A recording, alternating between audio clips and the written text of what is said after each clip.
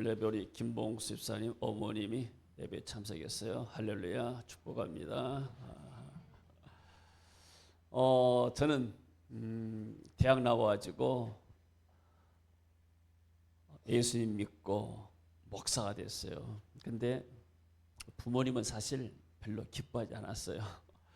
돈 벌어서 가족들 좀 돕고 그렇게 해야 되는데 우리 부모님 예수님 안 믿었지만은 목사 되면은 부자 안 된다는 것을 알았던 모양이에요. 근데 사실 제가 이렇게 물질적으로 많이 효도는 못했어요. 어쩌다 가서 식사 한 번씩 대접하고 그랬는데, 근데 제가 잘했다고 생각한 것은 뭐냐면은 우리 부모님이 저를 통해서 교회 나와서 예수님 믿고 천국 갔다는 사실입니다. 할렐루야. 난 이것이 효도 중에 가장 큰 효도라고 생각합니다. 아무리 내가 육신적으로 또 물질적으로 부모님을 편하게 생겼다 할지라도 그분들이 구원받지 못하고 천국까지 못 갔다면 얼마나 그 가슴 아픈 일입니까? 그러나 내 육신적으로는 잘 좀 소홀히 했지만은 또 덜 생겼지만은 그러나 이분들이 예수 믿고 하나님 나라의 영원한 천국에 갔다는 사실이 너무나 감사한 일이고 저는 그것이 자녀들이 효도 중에 효도라고 생각합니다. 아멘. 할렐루야. 그래서 우리 김 목사님이 가장 효도를 하고 있어요. 아멘. 그리고 우리가 일주일을 살면서 가장 행복한 시간은 사랑하는 사람과 있는 것이에요. 근데 우리는 일주일 동안 계속해서 사랑하는 사람과 같이 있을 수는 없어요. 근데 우리를 가장 사랑하신 분이 누군가? 육신의 부모님도 우리를 사랑하지만은 그보다 더 우리를 사랑하신 분이 하늘에 계신 우리 아버지고 그리고 예수님이십니다. 우리가 가장 사랑하는 주님 앞에서 예배드린 이 시간이 가장 일주일에 행복한 시간인 줄로 믿습니다. 아멘. 그래서 예배가 행복해야 내 삶이 영원히 행복하고 우리의 삶이 행복한 줄로 믿습니다. 우리 하나님께서 은혜로 우리 권 목사님 부부를 쭉 보내주셔가지고 예배를 잘 인도하게 하고 또 그런 은사를 주셔서 우리가 예배 가운데 하나님 임재를 누리고 또 축복받게 된 것이 하나님의 큰 은혜고 축복인 줄로 믿습니다. 자, 할렐루야. 자, 오늘 제목 한번 같이 읽습니다. 같이 읽습니다. 하나님은 기념비를 세우시고 인간은 탑을 쌓는다. 다시 한번 읽읍시다. 하나님은 기념비를 세우시고 인간은 탑을 쌓는다. 자, 창세기는 1장에서 50장까지 있어요. 창세기는 크게 1장에서 11장까지와 12장에서 50장까지 두 파트로 나눕니다. 그렇다면 1장에서 11장까지는 뭐냐면 가장 중요한 것이 네 가지 사건이 나옵니다. 그러니까 창세기는 네 가지 사건, 네 인물로 딱 하면은 끝난 겁니다. 창세기 네 가지 사건, 첫 번째는 창조입니다. 하나님이 세상을 창조하셨다. 두 번째는 3장에서 인간이 타락했다. 그리고 6장에서 9장까지는 하나님이 그 타락한 인간을 심판하셨다. 그게 노아 홍수고, 그리고 다시 그 가운데서 인간들이 번성해서 일어났는데 이것이 바벨탑을 쌓아서 하나님의 바벨탑을 무너뜨렸다. 그 후로 네 인물이 나타납니다. 아브라함과 이삭과 야곱, 요셉. 그러면 그 흩어진 인간 가운데서 하나님이 딱 한 사람을 선택했다. 그게 바로 아브라함이다. 그래서 하나님이 아브라함을 통해서 이삭을 주고 이삭을 통해서 야곱을 통해서 요셉. 그러고 나서 창세기가 끝나면서 다음에 출애굽기에 모세가 400년 동안 종살이 이집트에서 끌어내서 그들을 탈출시켜서 가나안 땅에 들어간 것. 이게 바로 출애굽기고 신명기고 레위기고 그리고 또 이렇게 민수기입니다. 그래서 모세가 기록했던 모세오경이 끝나는 겁니다. 자, 그렇다면 우리가 성경을 때 우리가 그 전에 이렇게 성경에 파노라마 해가지고 성경에서 공부도 많이 했는데 오늘 중요한 메시지는 올해 하나님께서 첫 번째 메시지가 여호수아에게 요단강에서 12돌을 취해서 기념비를 세워라. 강 속에다 세우고 길가에다 세워라. 그래서 길가에다 세웠을 때 후일에 너희 자손들이 묻거든 도대체 이게 무슨 기념비냐 할 때 하나님이 이 요단을 건너서 우리를 가나안 땅에 오게 만들었다. 하나님의 능력으로 하나님을 인도하셨다. 그것을 너희들이 가르쳐라. 자, 그렇게 되면 우리가 창세기에서 기념비라는, 올해는 우리가 기념비라는 이 말씀을 단어를 붙잡고 하는데, 그러면 하나님은 기념비를 세우셨을까? 이렇게 생각해 봤을 때 이런 시각으로 접근할 때 하나님도 기념비를 세우셨구나. 하나님이 6일 동안의 세상을 창조했습니다. 그리고 마지막 6일 때 어떻게 했냐면은 사람을 만들었어요. 그 사람을 만든 것이 바로 하나님의 형상대로 만들었습니다. 그래서 인간은 하나님의 형상대로 창조되었다. 아무리 호화로운 아름다운 궁전을 지었어도 그곳에 사람이 살지 않게 되면 텅 빈 거예요. 시골에도 빈집들이 많이 있을 것인데, 집이 비워놓게 되면은 이상해요. 집을 비워놓게 되면은 그게 나중에는 집이 쓸모없게 돼요. 곰팡이 피고 거미줄이 오고. 근데 사람이 살고 나면 그렇지 않아요. 그러니까 집보다 더 중요한 것이 사람이에요. 아무리 아름다운 집을 지었고 호화로운 가구를 갖다 놨다 할지라도 거기에서 사는 사람들이 사랑하지 않고 행복하지 않게 되면 그 집은 별로 의미가 없는 겁니다. 그러니까 세상을 하나님 너무나 아름답게 완벽하게 창조했습니다. 그러나 그 가운데서 주인공이 뭔가? 하나님의 형상 닮은 인간입니다. 같이 읽어볼까요? 하나님이 이르시되 우리의 형상을 따라 우리의 모양대로 우리가 사람을 만들고 그들로 바다의 물고기와 하늘의 새와 가축과 온 땅과 땅에 기는 모든 것을 다스리게 하자 하시고. 자, 인간만이 하나님의 형상대로 창조됐습니다. 할렐루야. 우리가 쉽게 얘기한다면은 인간보다 힘이 좋은 것이 사자나 호랑이, 짐승들이, 동물들이 훨씬 힘이 세요. 근데 사자나 호랑이가 세상을 다스리지 못해요. 왜요? 그들에는 그런 머리가 없습니다. 어느 날 호랑이가 우리가 이렇게 추운데 잠잘 것도 없고 생하기 힘드니까 총 만들어가지고 우리가 이렇게 산항에서 집을 짓고 냉장고 만들어서 고기를 저장했다가 먹고 싶을 때 먹자. 그리고 우리 캄캄하니까 전기를 만들자. 이런 아이디어, 이런 생각을 호랑이나 사자, 동물들은 할 수가 없어요. 하나님의 형상이 없기 때문에. 하나님의 형상은 창조의 형상입니다. 그래서 우리 인간만이 세상에 모든 것을 발명하고 또 발견하면서 문명과 문화를 발전시켜 가요. 할렐루야. 이게 발전입니다. 그러니까 호랑이는 2000년에도 똑같은 삶을 살아요. 인간은 여러 가지 것을 만들어 가지고 창조의 영이기 때문에, 하나님처럼 뭔가를 새롭게 만들려는 그건 창조의 영이기 때문에 만들고 개발하고, 그래서 과학이 발전된 겁니다. 그리고 사람들은 바다에 헤엄을 치면 한계가 있어요. 바다에서 고래나 물고기들이 얼마나 이렇게 많이 삽니까? 근데 인간은 배를 만들고 기구를 만들어가지고 바다를 정복하고 고기를 잡는 거예요. 인간은 하늘을 날 수가 없어요. 독수리처럼 하늘을 날 수가 없지만은, 그러나 인간은 비행기를 만들고 우주를 만들어가지고 공중과 별을 앞으로 이렇게 우주선을 만들잖아요. 우주 만들어가지고 우주 정거장 만들면서 이렇게 우주를 정복해야 한다, 달에 가서 한다, 막 그런 이야기 나오잖아요. 인간만이 그것을 꿈을 꿀 수 있는 거예요.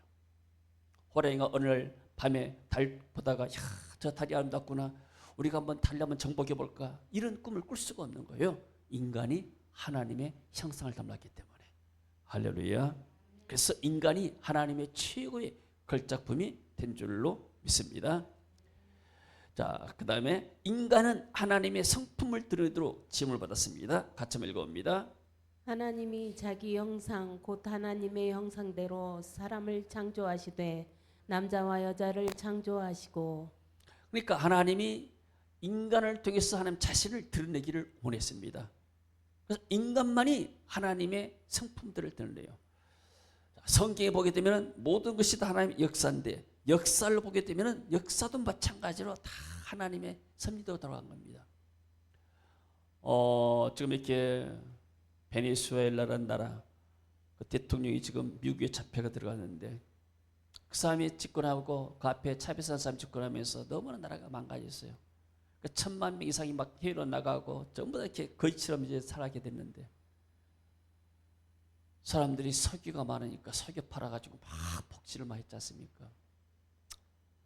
근데 백성들이 고통받는 거예요. 정치를 누가 잘해야 백성들이 살기 좋으면 좋은데 백성들이 고통받고 그렇게 잘나가는 사람들이 그 민족들이 완전히 거짓 사람 되고 그리고 정말 이렇게 조직 폭력할지 마약할지 이렇게 굉장히 생각하잖아요. 나라가 살 수가 없는 거예요. 이런 것들을 사람이 되게 힘으로 할 수 있지만 하나님이 때로 이런 사람을 통해서 전 사람을 통해서 역사를 이끌어갑니다. 할렐루야. 우리나라가 5,000년 동안 우상을 섬기는 나라였는데 우리나라가 복받는 것이 뭐냐면 선교사들이 이곳에 와서 복음을 전했기 때문에 하나님의 축복이 우리나라에 임한 줄로 믿습니다. 그리고 지금 대한민국이 이렇게 해방된 지 전쟁이 끝나고 나서 1945년부터 지금까지 하게 되면 80년 대화가 됐는데 이 나라가 축복받는 것이 하나님이 세운 교회 때문에 교회에서 회의로 선교사를 많이 파송하고 회의에서 일한 영적 운동이 일으키기 때문에 하나님 이 나라를 축복하신 줄로 믿습니다. 그래서 인간만이 하나님의 성품을 드러내도록 했습니다. 그래서 인간이 하나님의 첫 번째 기념입니다. 같이 읽습니다. 여호와 하나님이 그 사람을 이끌어 에덴 동산에 두어 그것을 경작하며 지키게 하시고. 그러면 호랑이나 사자가 땅을 파서 씨를 뿌리고 경작해서 곡간에 들이고 때를 따라서 냉장고에서 내먹고 그러지 않습니까? 그렇게 할 수가 없는 거예요. 하나님만이 인간만이 하나님 주시는 지혜가 가지고 땅에다가 씨를 뿌리고 경작하고 또 세상을 운영하도록 하신 줄로 믿습니다. 자, 그다음 인간은 하나님의 영광을 위해 창조됐다. 같이 읽습니다. 내 이름으로 불려지는 모든 자 곧 내가 내 영광을 위하여 창조한 자를 오게 하라. 그를 내가 지었고 그를 내가 만들었느니라. 하나님이 왜 인간을 만드셨을까? 내 영광을 위하여 창조된 사람. 자, 따라합시다. 우리는 하나님의 영광을 위하여 이 땅에 태어났다. 아멘. 우리가 하나님의 영광을 드러내기 위해서, 나를 통해서 하나님의 영광을 드러내기 위해서 어떤 짧은 뭐 이렇게 소출한 이렇게 영상을 보게 되니까 아주 유명한 배우가 큰 상을 받았어요. 벌써 그 사람이 나와서 이제 수상 소감을 말합니다. 뭐라고 말하는가? 왜 나래가 이런 상을 받게 된, 이 자리에 있게 된지 모르겠다. 나와 똑같은 능력, 나와 똑같은 그러한 자질을 가진 사람이 있는데 이 사람은 지금 난민 수용소에서 아이들 먹을 것을 걱정하고 있다. 언제 집에 돌아가서 아이들에게 같이 평안하게 살 것인가? 그러니까 그런 사람도 나보다 훨씬 더 능력이 있고 차 있는 사람이 내가 받은 이 자리에 충분히 올라갈 수 있는데 왜 그 사람은 그 난민 수용소에 있고 나는 이 영광의 자리에 있는지 모르겠다. 그러면서 한 이야기가 우리 어머니가 내게 말한 것을 기억하고 있다. 우리 어머니는 너가 축복받은 것은 남을 돕기 위해서, 네가 그 자리에서 딴 사람을 돕기 위해서 네가 있는 것이다. 그래서 이 사람이 신앙이 있는데 내가 이곳에 있는 것은 정말로 내 영광이 아니라 내 위치에서 내가 도울 수 있는 사람을 돕기 위해서 내가 하나님 나를 이렇게 축복하신 게 아닌가, 이런 의미로 수상소감한 것을 이야기해 봤습니다. 마찬가지입니다. 하나님이 왜 나를 축복하셨는가? 하나님이 이 전쟁에 젖대면서 있던 이 대한민국을 이렇게 축복하셨는가? 한국교회를 축복하셨는가? 우리의 손길이 필요한 그런 곳에 하나님 우리를 통해서 축복하기 위해서 우리를 먼저 축복하신 줄로 믿습니다. 이게 하나님의 영광을 드러내는 삶인 줄로 믿습니다. 근데 죄가 돌아가지고 하나님의 형상을 깨뜨려 버렸어요. 같이 읽습니다. 너희가 그것을 먹는 날에는 너희 눈이 밝아져 하나님과 같이 되어 선악을 알 줄 하나님이 아심이니라. 자, 인간은 하나님의 대리자로서 관리자로서 하나님의 영광을 드러내는, 특히 막 거울이 있으면은 빛이 반사한 것처럼 하나님의 영광을 통해서 반사돼야 되는데 우리가 자기가 이렇게 하나님이 되려고, 그래서 너희 눈이 밝아져 하나님과 같이 되어 선악을 알 줄 하나님이 아심이니라. 인간이 하나님처럼 높아지려는 교만 때문에 인간이 죄를 위해서 하나님을 떠났습니다. 그러면 죄를 지었으면 심판 있잖아요. 그래서 하나님이 노아 시대 때 세상 죄악이 관영했기 때문에 방주를 지나기 위해서 세상을 전부 모든 민족들을 다 이렇게 심판했습니다. 상징입니다. 마지막 시대 때도 예수 그리스도 구원의 방주 안에 들어온 사람들은, 그리스도 보혈 안에 있는 사람들은 구원을 받지만은, 그러나 보혈을 받게 있는 사람들, 방주 받게 있는 사람들, 그 당시 사람들 있잖아요. 먹고 마시고 씻고 장고 일생활에 똑같이 지내댔어요. 근데 그들은 이 홍수의 심판이 올 줄 몰랐습니다. 마찬가지로 재림의 때도 사람들은 먹고 마시고 다 똑같이 살아가요.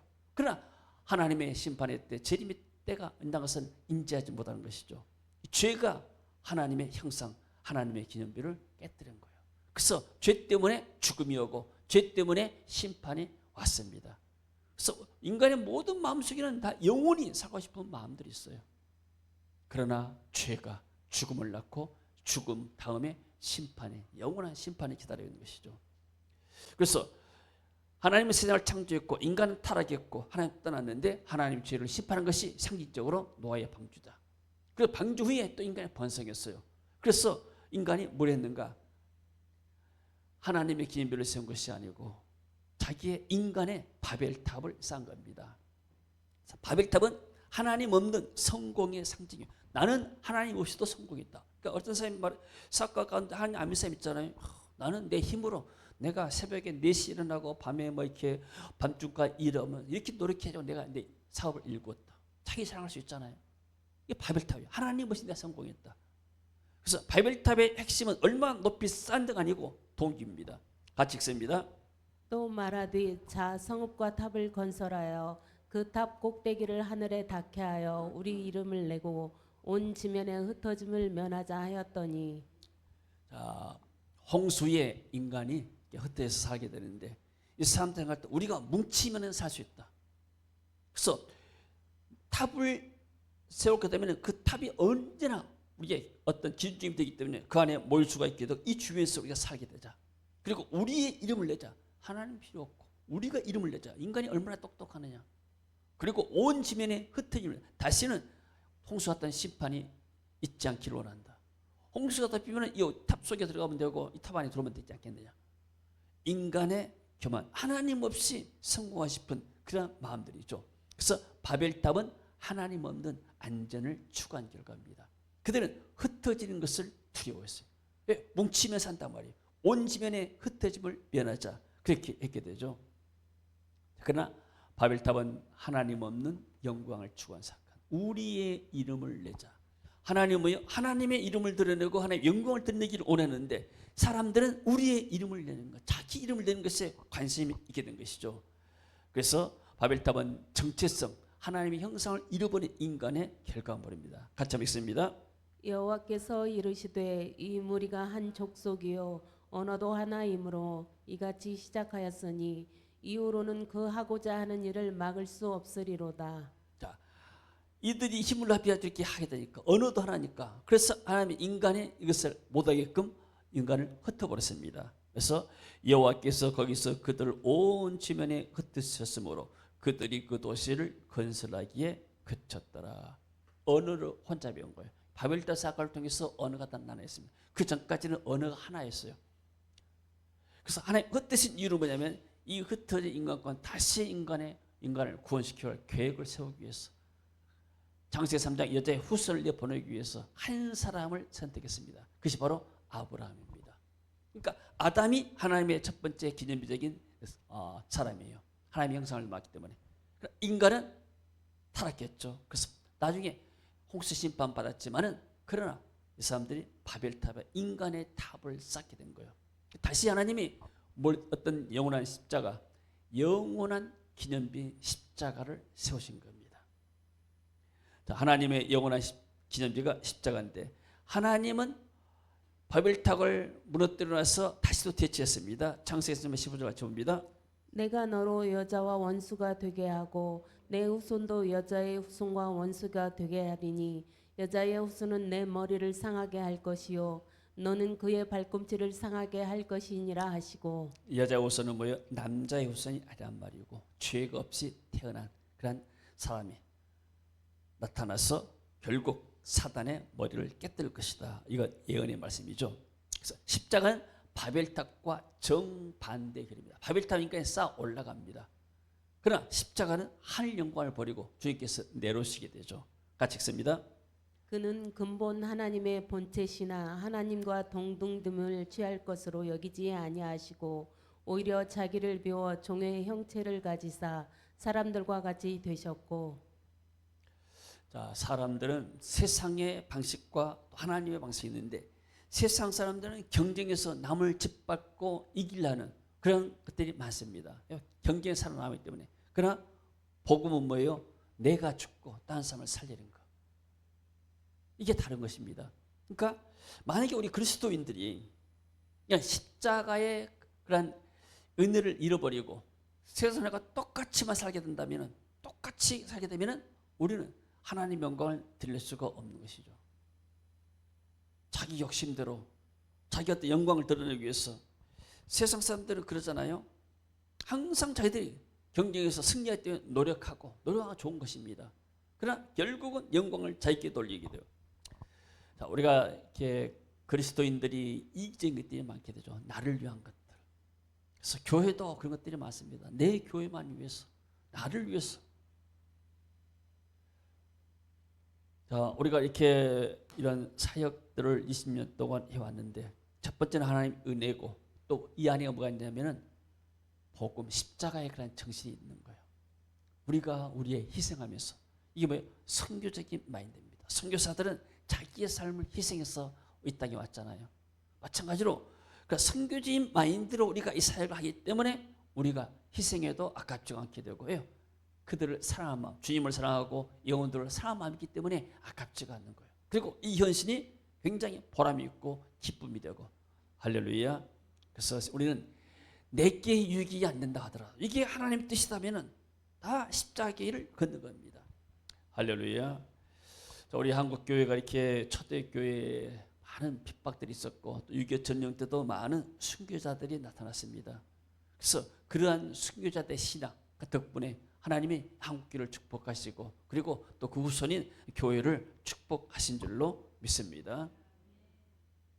자, 십자가는 하나님의 사랑을 영원히 기억하게 하는 기념비입니다. 같이 읽습니다. 축사하시고 떼어 이르시되 이것은 너희를 위하는 내 몸이니 이것을 행하여 나를 기념하라 하시고. 예수님은 6월절 어린 양으로 십자가에 달리셨습니다. 그것을 기념하기 위해서 성찬 예식을 다시 제정하셨죠. 이것을 행하여 나를 기념해라. 그래서 성찬 예식도 하나님의 영원한 기념비적인 일입니다. 그래서 대부분 이렇게 매 주일마다 성찬 예식을 행하는 교회들이 많아요.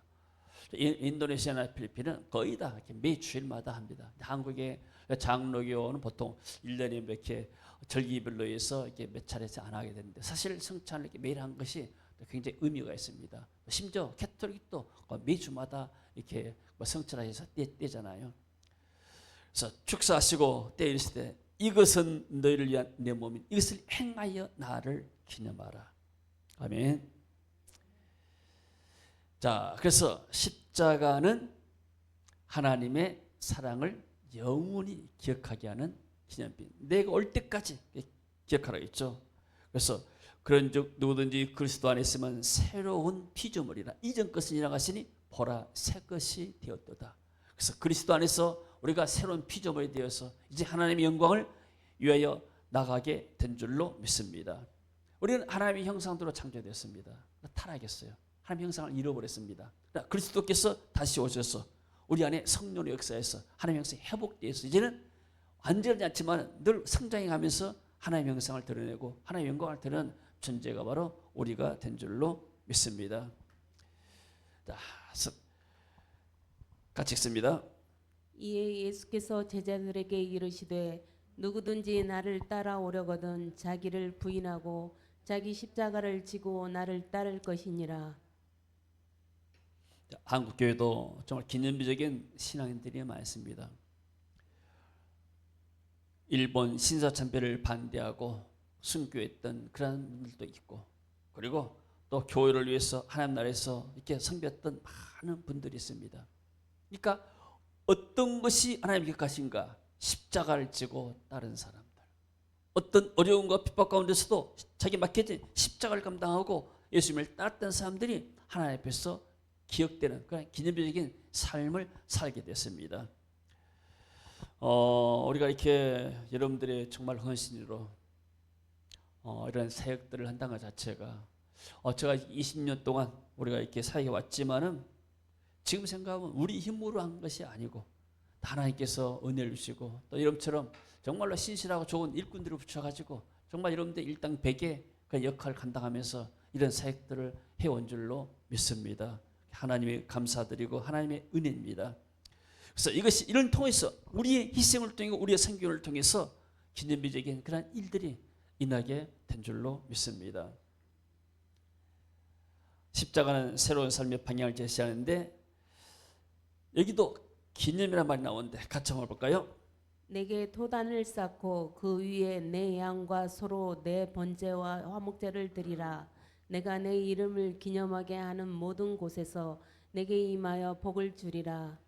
하나님의 교회를 세우시고 예배를 우리에게 주셨습니다. 이 예배는 하나님을 기억하고 주님을 기억하는 것이죠. 그래서 예배 때 주인공은 예수님, 말씀도 주인공이 예수님. 보통 이렇게 처음에는 이렇게 신앙이 성령의 역사가 있었습니다. 초대교회도. 나중에 제도화되면서 로마 캐토로 넘어가면서 이게 제도화되어 버렸어요. 의식화되어 버렸습니다. 나중에 하다 보니까 성령의 역사가 사라져버리고 의식만 남았어요.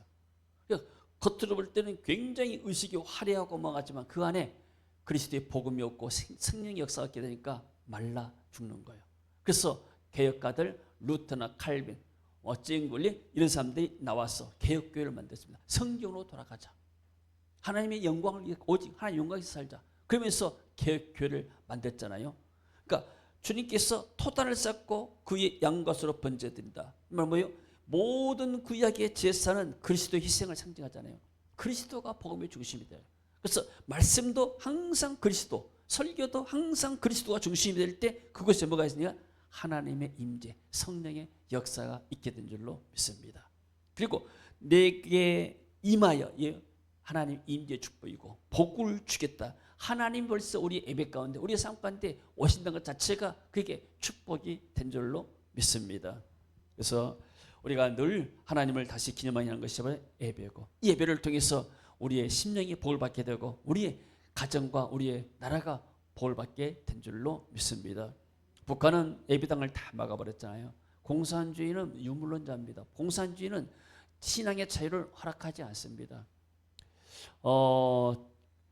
우리가 한때 이렇게 중국 사역을 많이 했잖아요. 우리 김장로 목사님 와서 제주도에서 한 번 오고 우리 교회에서 2번 했어요.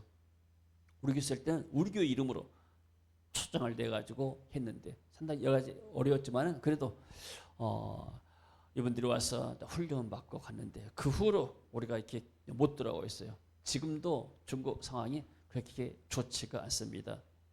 그래서 지금도 이렇게 각 한 번씩 연락하는데 아직도 중국 상황들이 쉽지가 않다고 기도해 달라고 그런 메시지를 제가 받았습니다. 우리가 이렇게 자유롭게 하나님 앞에 나와서 하나님 앞에 예배된다는 것이 하나님의 큰 축복인 줄로 믿습니다. 그리고 이 축복을 우리가 같이 나누는 것이 이게 하나님의 영광을 드리는 것이고 하나님을 기념하게 하게 된 것인 줄로 믿습니다.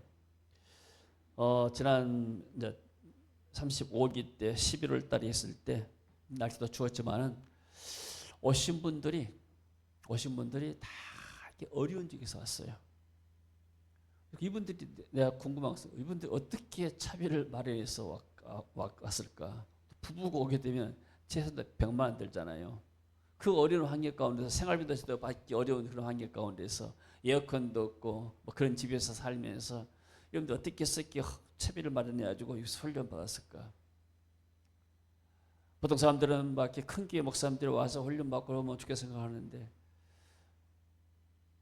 사실 그분들은 우리가 없어도 사역 현재까지 잘하고 앞으로도 잘할 거예요. 그러나 그렇게 어려운 환경 가운데 있는 사람들은 뭔가 와서 하나의 은혜 받기 위해서 뭔가 삶과 사역 속에 돌파하기 위해서 이것이 오잖아요. 이 동안에 뭐 하는가? 이때는 와서 말씀 듣고 기도하면서 믿음이 성장해요. 우리가 그분들이 오게 되면 우리가 뭐 축복을 쏟아주고 뭐 한 것이 아니고 근본적인 뭐냐면 복음을 통해서 성령의 역사를 통해서 믿음이 성장해 가는 거예요. 이 동안 계속해서 하루 종일 말씀드리니까 믿음이 성장해 왔잖아요. 그 믿음으로 살았을 때 그들의 삶에 돌파구들이 열리는 거예요.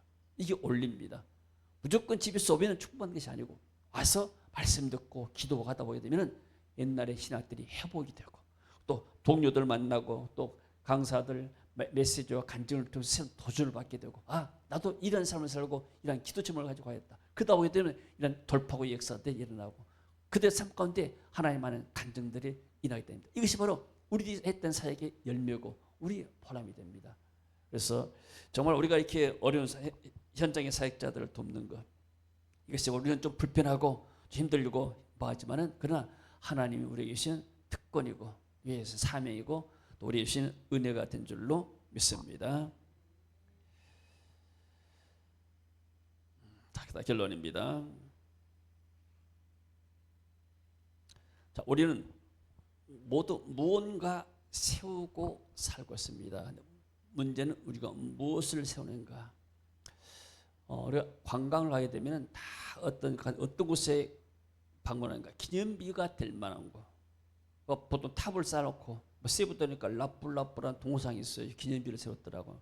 이 사람이 누구냐니까 라프라프 장군인데 스페인 마젤란이 군대를 들고 왔었을 때 이 세부에서 마젤란을 쳐 죽인 사람이다. 세부의 영웅이다. 라프라프 굉장히 잘하는 생각하더라고요. 그래서 그 사람들은 그 자긍심이 있어요. 우리는 스페인에 이렇게 마젤란 장군을 죽였던 그런 조상의 후예들이다. 그런 어떤 그 정신들이 있더라고요. 우리나라 마찬가지고 뭐 이순신 장군, 세종대왕 다 기념비 세우잖아요. 인간은 뭔가 좀 기념비를 세우려는 그 본성이 있습니다. 그런데 어떤 기념비는 무너질 기념비. 공산주의가 세웠던 이 기념비들은 다 무너집니다. 김일성의 동상을 이렇게 엄청나게 세워놨다는데 그것도 언젠가는 무너져요. 느부갓네살이 자기 위해서 큰 신상을 세웠는데 그것도 다 무너집니다. 인간이 세운 것은 다 무너져요. 그러나 하나님이 세운 것, 우리가 십자가로 세운 이 기념비들은 영원히 무너지지 않고 영원히 남게 된 줄로 믿습니다. 자, 우리는 자신의 이름을 높이기 위해 살고 있는가 아니면 예수님의 이름을 듣기 위해서 살고 있는가. 바벨탑은 세상 사람이 걸어가는 길이고 우리는 십자가의 길을 걸어가고 있는 사람입니다. 할렐루야. 하나님은 오늘 또 우리를 부르십니다. 너는 이미 나의 형상이다. 너는 나의 기념비다. 더 이상 증명하지 말고 나를 드러내는 삶을 살아라. 시편 139편 14절에 하나님이 나를 지으심이 어찌 그리 신묘막측하며 이런 말씀이 있어요. 신묘막측하다. 이 말은 무슨 말? 영어로 마스터피스란 말은 정말로 걸작품이란 말이에요. 우리는 하나님 나라의 걸작품이요. 한번 다 합시다. 나는 하나님의 걸작품이다. 아멘. 제가 신학교 갈 때 전도사 하실 때 성남에 사는 전도사가 한번 자기 집 방문을 자기에서 친구가 들어와서 같이 갔어요. 이제 사모님이 피아노 학원 있고 애기 이제 이렇게 보듬고 이렇게 마중을 나왔어요. 애기를 보듬고 왔는데 그 아이가 여자인데 딸인데 내가 볼 때 그렇게 못생겼어. 아니 어리둥도 못생겨야죠. 예, 그 목사님 전도사님 자체가 그때 미남 아니었어. 너무너무 못생긴 거예요. 근데 전도사님이 그것을 안고 뭐 줬다고 뽀뽀고 난 이해가 안 돼. 결혼이 전이기 때문에. 저렇게 안 예쁜 애기는 문제 이쁜가 했는데 나중에 결혼해서 보니까 이해가 돼요. 자기 아들이고 자기 딸이기 때문에 그렇게 이쁘게 보여준 것이구나. 아멘. 우리가 사람들이 볼 때 너는 어떻게 안 좋냐고 사람들이 우리를 이렇게 안 좋은 부분들, 어두운 부분들을, 부정한 부분들을 막 이렇게 비난할 수가 있어요. 그러나 하나님은 우리는 하나님의 걸작품이 됐잖아요. 하나님 우리를 굉장히 존귀하게 사랑스러운 존재로 보게 된 줄로 믿습니다. 아멘. 우리는 하나님의 걸작품, 하나님의 형상이기 때문에 할렐루야. 이것이 바로 우리의 이 자긍심입니다. 우리는 하나님의 형상으로 하나님의 영광을 위하여 창조된 사람들이다. 할렐루야. 그래서 올 한 해도 정말 하나님의 형상을 드러내고 영광을 드러내고 하나님 앞에 남을 정말 우리가 낮아지면서 섬기면서 기념비적인 그런 삶이 우리의 삶 가운데 있어지기를 주의 이름으로 축원합니다. 아멘. 기도합니다.